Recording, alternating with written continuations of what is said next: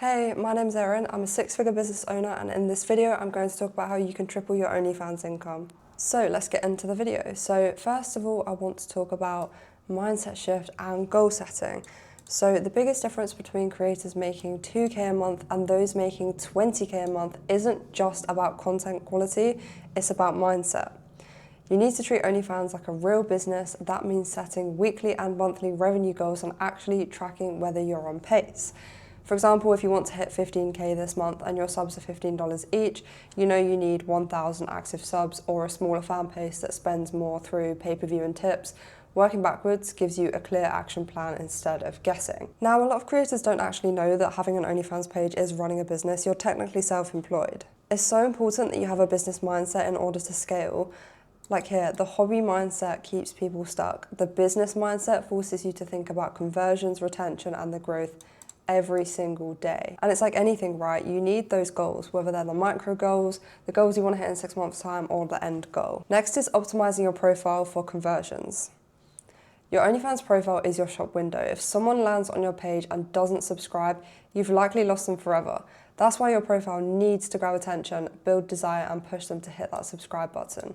So some things you could do, for example, your profile picture. So this will be the avatar fans see on your page and in their DMs.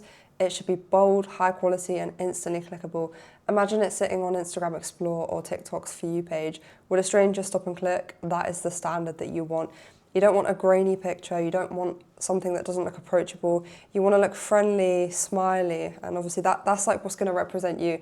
If you message someone and so do like 10 other girls, you want to be the one to stand out just by your profile picture. Next is bio. So the short text under your name, keep it playful, flirty, and persuasive while making your offer clear. So, for example, you could say your new guilty pleasure, daily pics, flirty chats, and wild customs. Or you could say like your future internet girlfriend.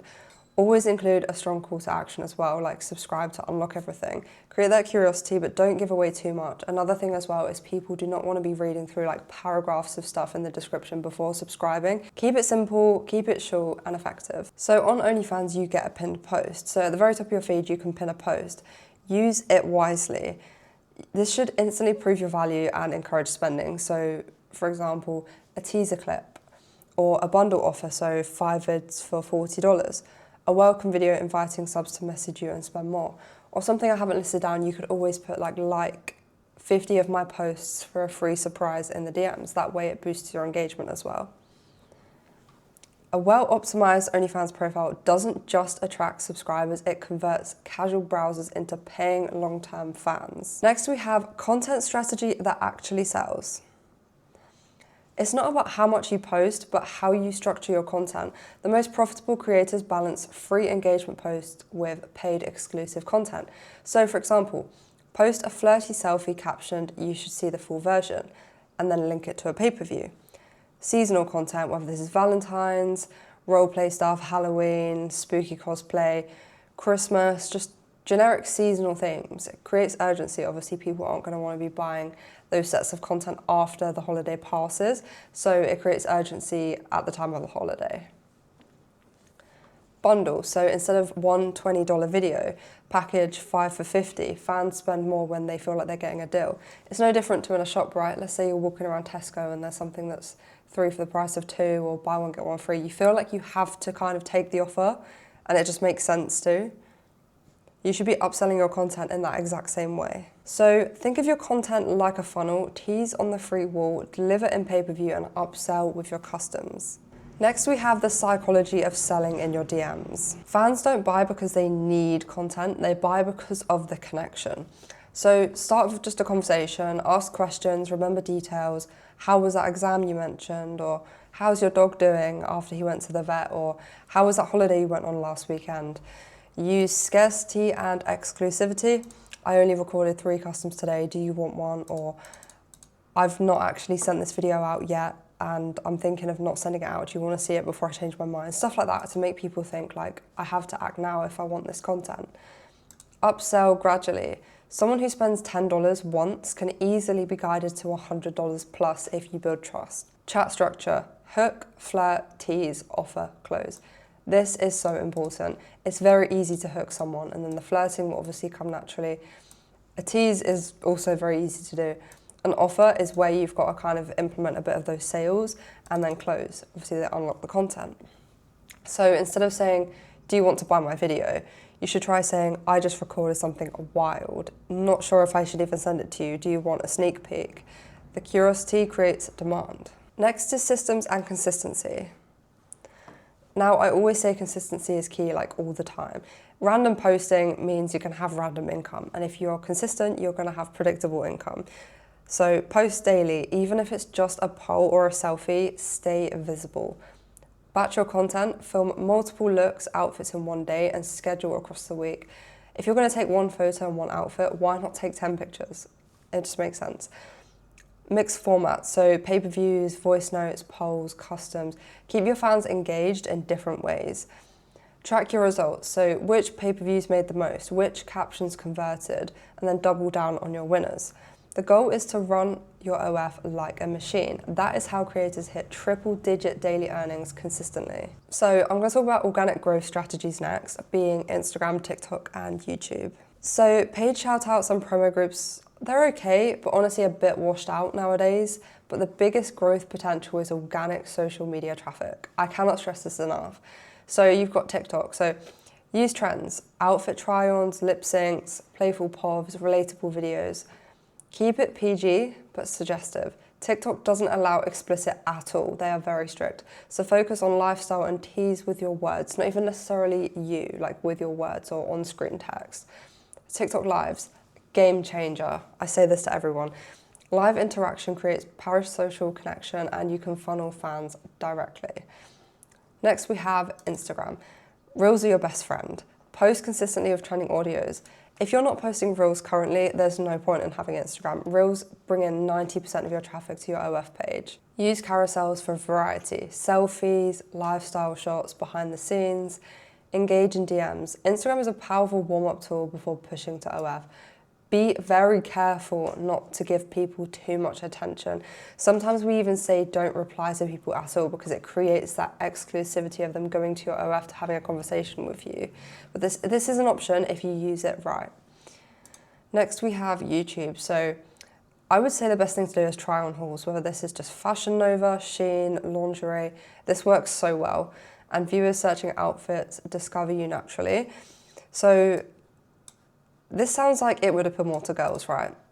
It actually doesn't. You'd be surprised the amount of guys that would watch try-on hauls, and they're very easy to do. At the same time as well, you come across in a very casual way, like influencer vibe. Also, longer form content builds trust. Fans who see you on YouTube may feel like they know you, and this is because obviously you get to show your personality. And if they like your vibe, they're going to want to come get to know you, right? Always link OF in the description and pinned comments. And by link OF, not the direct link, you need to be very careful. You don't want these platforms to obviously flag stuff up, so make sure to use a third-party link such as Linktree, Beacons, All My Links, stuff like that. Organic growth is slower, but it's free and compounding. A mega viral TikTok can bring in 10K plus new followers overnight.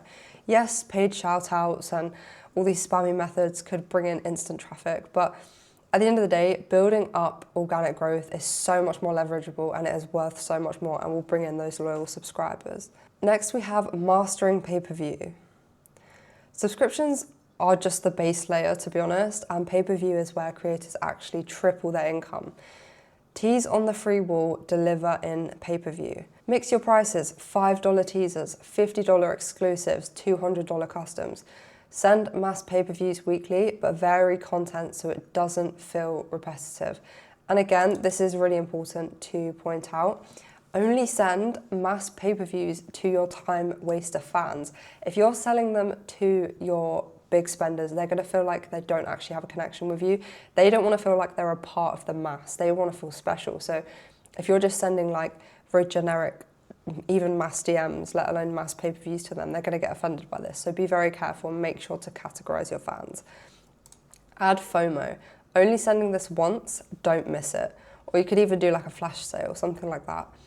Fans who sub for $15 might never cancel if you keep them engaged with $50 to $100 worth of content monthly. Next, you need to build a loyal fan base. The fans who spend thousands on OnlyFans aren't really buying content, they're buying connection and emotional fulfillment. The people who come on OnlyFans actually come on because they want to get to know people. They want to have conversations. That is how you're going to make the real money, not just someone coming on and being like, hey, here's a video. Just because someone subscribes doesn't mean they want to buy straight away. You can convert someone who has no intention to buy into spending thousands if you do it the right way. Anyone can find free videos online. What they can't find is you. Your attention, your personality, and the feeling that they matter. Respond fast, because attention is going to be currency, right? Humans are wired to crave recognition. When a fan messages you and gets a quick reply, it triggers the same dopamine response as texting a crush. That speed makes them feel special and important, which in turn makes them want to invest more into you. Remember details. Personalization builds attachment. This is so important. You could lose a big spender from doing this wrong. So remembering small things like their birthday, their pet's name, their favorite kink. This creates the illusion of intimacy. Psychologically, this mimics the bond of a real relationship, and fans will pay heavily to keep that relationship alive. I'll tell you a quick story. So one of the creators we signed this year told us that her previous agency, their chatters actually messed this up with their biggest spender. So I think his all-time spend was about 10K, and he'd only been subscribed for like 7 or 8 months, so he was a big spender. The chatters literally didn't write down the name of his dog, and it all came down to that. The guy got a bit skeptical and he was like, what's my dog's name? And the chatter said, I don't know, I can't remember. And that made him leave, something as small as that. So you need to make sure, if you have big spenders or people you're really connected to, remember every tiny detail. Right, you could have VIP systems, tap into status psychology. Humans naturally seek hierarchy, so by creating a VIP tier, special customs, free pay-per-views, private DMs, maybe even shout-outs, you give those fans a status ladder to climb. The higher they spend, the higher they feel on that ladder, and they'll keep paying to maintain that special spot. Fun events, you could trigger community and competition this way. So raffles, contests, or you could even do like fan of the month. These awards will tap into two powerful psychological drivers, belonging and competition. Fans don't just want your attention, they want to win over others. This sparks rivalry and can dramatically increase spending. The golden rule, fans who feel valued are fans who stay and spend more. When you apply psychology to your interactions, you're no longer just selling content, you're creating emotional experiences that fans will pay thousands to keep. Next, I want to talk about monetization beyond OnlyFans. This is optional, it's not something that you have to do, it's just an idea. So, instead of relying on one platform, you can create additional revenue streams like, for example, you could create an Amazon wishlist, a paid Snapchat, Kick access, you could do Polaroids or signed prints, affiliate links for lingerie, toys, etc. This will diversify your income and make you less dependent on one platform. Next, we have tracking and scaling. The fastest way to grow your OnlyFans is to measure everything. Most creators plateau because they operate on gut feeling instead of data. If you don't know what's working and what isn't, you'll waste time and leave thousands on the table. You need to track your daily earnings by category. So break down your income into separate streams. So have a look at your subscriptions. How much is coming in from new subs versus renewals? Pay-per-view, which messages are actually selling and which don't really get opened. Tips, which posts or interactions triggered the most tips. Customs, how many orders and what is the average spend per customer. It's really important to look over the data.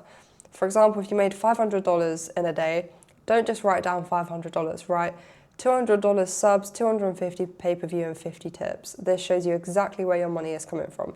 And you can also break it down even further by saying, obviously renewal versus new subs, and then obviously with the pay-per-view, like what pay-per-views worked and what didn't. Understanding the cost per fan. So every fan has a time cost. If you're spending 3 hours chatting to make $30, that's $10 an hour, not sustainable. On the flip side, a fan who buys a $100 custom after 10 minutes of chatting is incredibly high value. By tracking this, you can prioritize your top spenders, learn which fans are worth nurturing versus letting go. This also goes back to the mass pay-per-view thing. If you've got the ones that are worth letting go, you can add them to like a time waster category and obviously send them the mass pay-per-views. And you can see when it's time to outsource chatting to free up your own time. If you want to scale to big numbers, 5-figure months, maybe even 6-figure months at some point, you will not be able to do this by doing chatting on your own. You need to have 24/7 chatters on your page, and then obviously whilst they're doing the chatting, it frees up your time to focus on content creation, which again links back to the organic growth.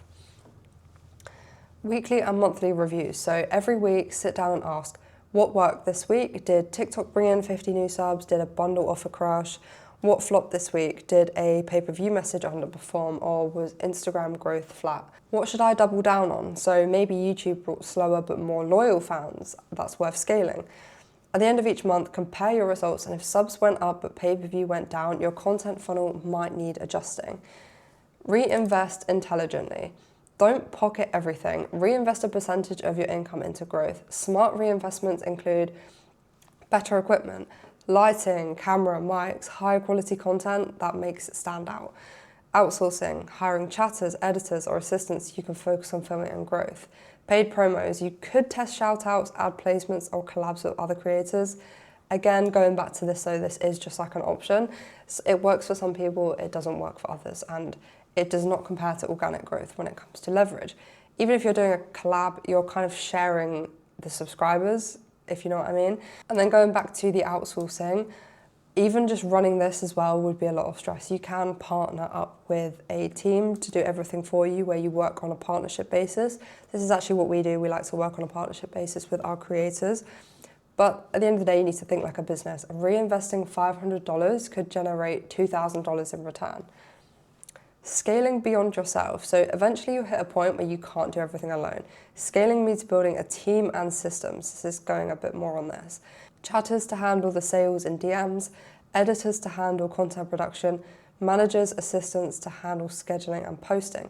This frees up your time for high value tasks like filming, marketing, and brand building, unless the team you work with does this for you. Ideally, you want to work with a team that literally just gets you to do content creation. If you can focus 100% of your time on content creation, you're going to scale really fast. Replace guesswork with data. Scaling is about replacing I think with I know. Don't assume TikTok isn't working. Check how many subs actually came from it. Don't assume your $20 pay-per-views are too expensive. Test and see if fans buy more when priced at $25.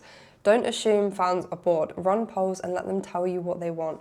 Data takes the emotion out of the decision making. It shows you where to focus and what to cut. The bottom line is treat tracking like a game. The clearer your numbers, the easier it becomes to scale to 10K, 20K, 50K months without burning out. So we'll go over some final thoughts quickly before we wrap up this video. So tripling your OF income comes down to number one, driving more traffic. So for example, from TikTok, Instagram, and YouTube. Number two, converting better. So optimizing your profile and selling in DMs. And number three, increasing spend per fan in pay-per-views, customs, VIPs. If you implement even a few of these strategies consistently, your income can skyrocket. So if you genuinely focus on these things, you'll be able to triple your OnlyFans income in no time. And if there's ever a point where you feel like you're struggling to keep up with all the work you're doing, you have to work with a team. Working with a team will allow you to be able to focus all your time on the most important thing, like I mentioned, the content creation. You do that while the team handles everything else. I'm gonna put my Instagram on the screen, and it is also linked in the description if you need to contact me for any reason or if you have any questions. And if you found this video helpful, make sure to like, subscribe, and also drop a comment. I'll reply to all the comments on this video. I'm also going to be posting weekly, so make sure to turn the notification bell on as well. Thank you so much for watching. I'll see you in the next one. Bye.